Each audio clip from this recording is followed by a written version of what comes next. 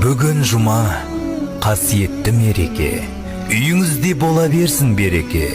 Иман нұры шашылатын күн бүгін, досқа күлкі, дұшпанға болма келеке. Алладан басқа тәңір жоқ, шын жүрекпен тілеңіз. Бәрімізде фәниде қонақпыз ғой білеміз. 5 күн жалған өмірде тек сыйласып жүріңіз. Ұмытып уайым қайғыны, жадырап, шалқып күліңіз. Асып тасып шалқымай қанағатпен жүріңіз. Жеткізбейді қу дүние, шүкіршілік етіңіз. Болады бәрі, бастысы сау болсын тек деніңіз. Жұма күні ісіңіз оң болсын деп тілеймін.